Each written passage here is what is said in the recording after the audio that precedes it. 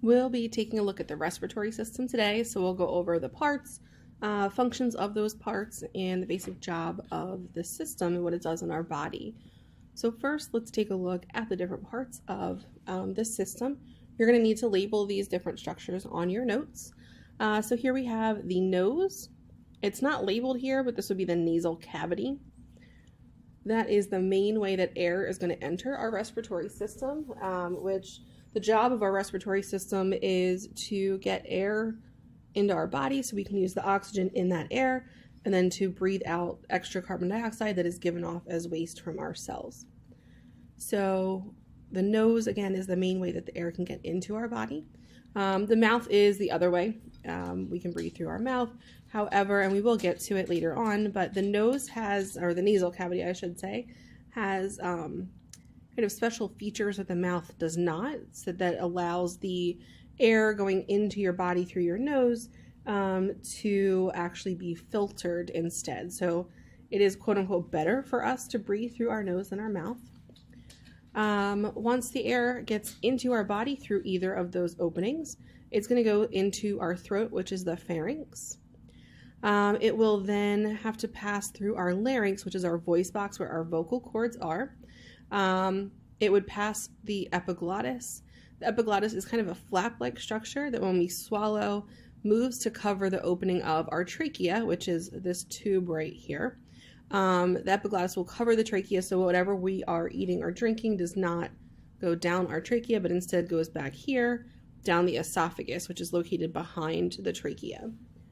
So the trachea is basically your windpipe that's going to get air directed down towards your lungs.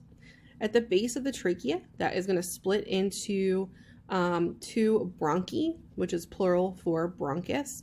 So you would have a right bronchus that goes to your right lung and a left bronchus that goes to your left lung.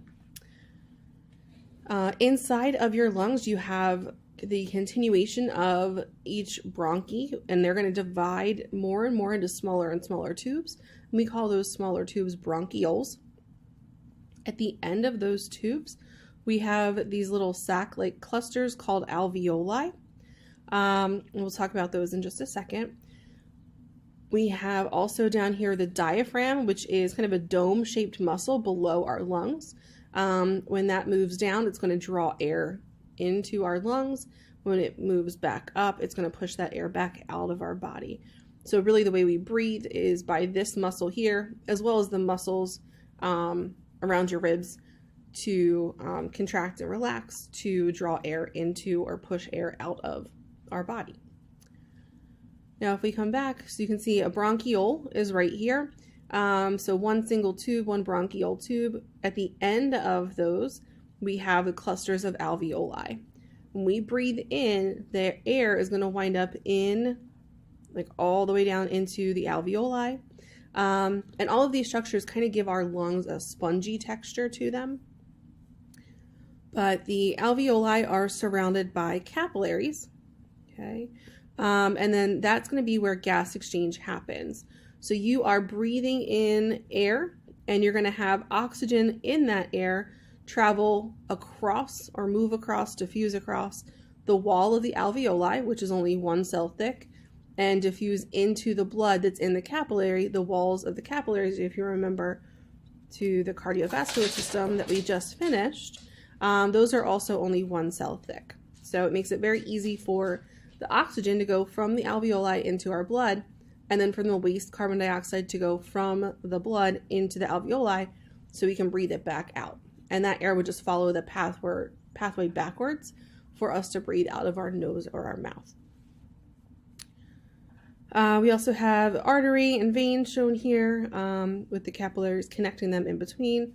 That should be familiar to us from the cardiovascular system that we just again finished. Maybe my slide will change, maybe not. There we go. So the physiology of the respiratory system, how the respiratory system actually works. All of the cells in our body and all of the tissues in our body need oxygen to be able to make energy, and they need that energy to do whatever their jobs are. As a waste product from making energy, they're going to give off carbon dioxide. So the respiratory system lets us get oxygen into our body and then get the extra waste carbon dioxide out of our body. The respiratory system is going to circulate those gases. So oxygen is going to be the gas that winds up getting pumped by your heart in your blood to all the cells of your body, and then the carbon dioxide gets removed from your bloodstream and carries it to your lungs so you can breathe it out. So if you see the little note here, the cardiovascular and respiratory systems work very closely together to allow oxygen to get to all of our cells and to get carbon dioxide away from all of our cells and out of our bodies. So first we'll start with the nasal cavity. The nose is the external part, okay, and inside in here, this would be the nasal cavity. This is going to be where oxygen is first entering your body and carbon dioxide is leaving. I do want to point out that you are not just, because there's lots of different gases in the air that we breathe, and in the air in our atmosphere, and we don't just breathe in oxygen and don't just breathe out carbon dioxide.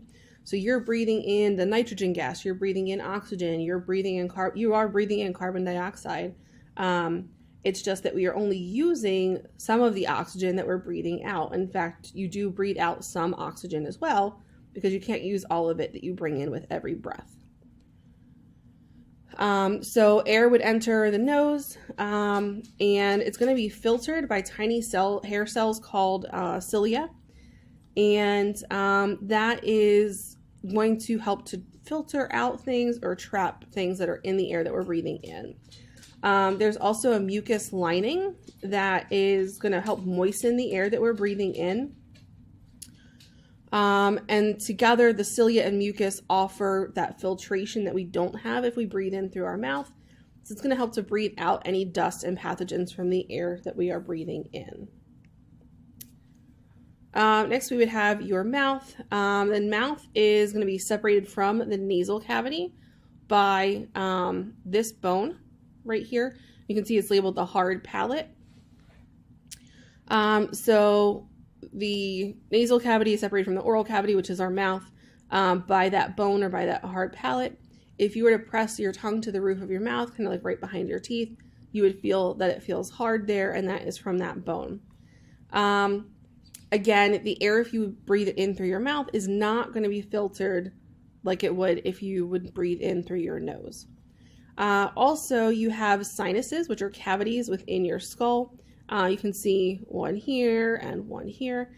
You might, when you're sick, feel sinus pressure and get like a sinus headache from that pressure. But those are cavities within our skull to help lighten our skull so the bones of our skull aren't so heavy. They also help with like sound and speech. They're going to produce mucus that drains into the nasal cavity. So usually when you get sinus pressure, it's because you are congested. And there's no drainage into your nasal cavity, so that mucus kind of builds up and causes that increase in pressure. Next would be the pharynx, which is just a technical name for our throat. So our pharynx is going to gather the air after it passes through your nose into the nasal cavity, and then it's going to direct the air down to your trachea or to your windpipe. I do want to mention the epiglottis again. We had that on the diagram that we saw earlier. And it's just a structure, kind of a flap-like structure. We're going to watch a video clip shortly, and I'll point out the epiglottis to you in that video so you can actually see what it would look like. But it prevents food from entering your airways. If you've ever swallowed anything that you were eating or drinking and you start coughing, or you've heard the term like it went down the wrong pipe, that is like you swallowed it too quickly and the epiglottis didn't get to cover your trachea. So the food that you're swallowing or drink that you're swallowing would go into your larynx and down into your trachea below that, instead of back here. This tube back here is your esophagus. So the purpose of the epiglottis is to move and cover that opening to direct food only into the esophagus so it can get to our stomach and keep it out of our airway. Next we have the larynx, which is going to be right at the base of the pharynx. So the pharynx again is your throat. Okay. And then you would have, again, the esophagus is back here that leads towards your stomach. So your air should be going down into your trachea, but before it gets there, it has to pass through your larynx, which is your voice box. It's going to obviously have a role with speech, and it's going to contain your vocal cords. Okay, so here we'll be able to see these would be your vocal cords, okay, within your larynx. It looks kind of wet in there because it is, it's covered with mucous membrane, but there's going to be kind of these flaps, these cords on either side, which are our vocal cords. And the way we produce sound is by passing air over them at certain frequencies.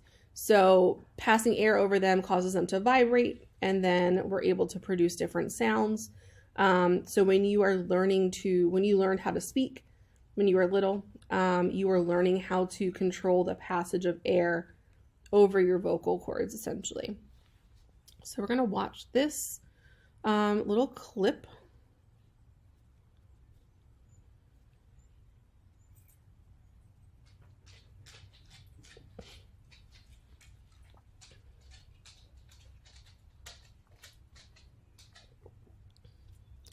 So they're using tiny cameras to go in through people's nose.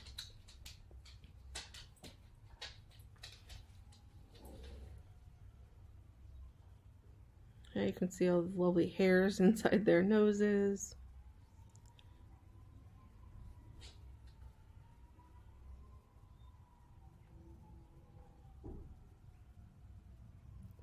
And this, let me pause it. Oh, come on. Get out of there. This flap right here, that is the epiglottis, okay? Just so you could see it.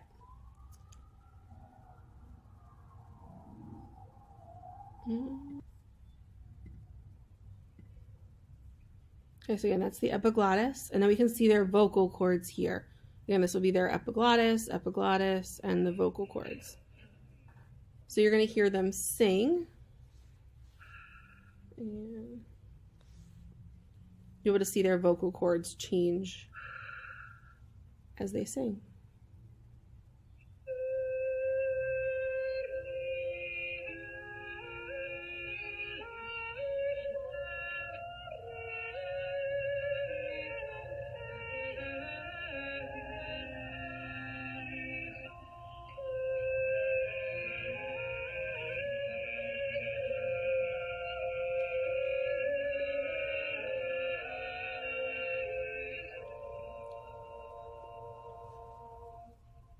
Okay, so that just, again, lets you see kind of how they vibrate a little bit and move and allow air to pass through. So that you saw the opening change in size to let more or less air pass over them. Okay. From there, so this would be the larynx right here, which we just saw the inside of. From there, the air would pass into the trachea, which is called our windpipe. It's a relatively long structure, and it's made of soft tissue. It's going to connect the mouth or nose to your lungs, essentially. On the front side of, or the anterior side of the trachea, there are C-shaped rings of cartilage that hold your trachea open. If those rings of cartilage were not there, your trachea would be collapsed flat, and the air would not be able to get into or out of your lungs. Next we have the bronchi and bronchioles, and again, the order that we're going through these different parts would be the order that air would flow through them when we take in a breath. Okay, so at the base of your trachea, it's going to split into two bronchi tubes.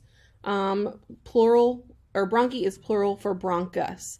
So one of them would be called a bronchus. Okay. Two, which we have two, I was going to say two or more, but we only have two, would be called bronchi. Okay. Each branch goes to a lung, so this would go to the right lung and this would go to the left lung. At the base of them, they're going to continue splitting into smaller and smaller tubes, and we call those bronchioles when they're smaller like that. At the end of the bronchioles, we have tiny air sacs that are called alveoli. They kind of look like clusters of grapes almost, but that is where gas exchange will actually happen, is in those structures. When you look at the branching of like these, I'll say tubes inside of our lungs, it looks kind of like an upside down tree where the trachea would be the trunk of the tree. And the larger branches that split off from the trunk would be your bronchi. And then the smaller branches would be the bronchioles. Then the alveoli would be at the end, kind of like the leaves on the tree. So we take a look at the alveoli. Again, they're little clusters. In the lungs, we have between 300 and 600 million alveoli. They're tiny, tiny air sacs, and they're highly folded. The reason why they're highly folded is to allow there to be more surface area for gas exchange inside of our lungs. So it really makes them more efficient at gas exchange, which is what their job is. They'll fill up with air when you breathe it in, and then only the oxygen in the air we breathe in is used. The other gases plus the waste carbon dioxide are just breathed right back out. And your alveoli, they would all look like this, kind of with the web of capillaries around them, so that oxygen from the alveoli can diffuse into the blood in the capillaries, and the carbon dioxide in the blood in the capillaries can diffuse into the alveoli. So next, if we look at your lungs are located within the thoracic cavity. If you remember when we did the body cavities earlier in the year, we talked about the thoracic cavity as one of those. And if we look at the two lungs, the left lung is actually slightly smaller than the right lung. The left lung has 2 lobes and the right lung has 3. The reason for that is that your heart is in the center, but it's tilted towards the left. So your heart would be kind of pointed right here. Okay, so there's not room essentially for your left lung to have 3 lobes like the right lung. Your lungs are going to contain the bronchi, bronchioles, alveoli, and blood vessels. So all of those are found within the lungs. And if we look at the flow of air through the respiratory system, the air is going to enter through your nose or mouth, continue through your pharynx, which is your throat, into your larynx, which is your voice box, and then the trachea. The trachea will branch into the 2 bronchi. They continue branching into the bronchioles. At the end of all the bronchioles, we have clusters of alveoli, which are surrounded by closed blood vessels. I would like you to make sure you put those little stars or asterisks next to those certain parts, because those parts are found inside of the lungs. Okay. Gas exchange will happen across the wall of the alveolar sacs. They are going to be wet and thin and highly folded, which makes them able to actually exchange gases.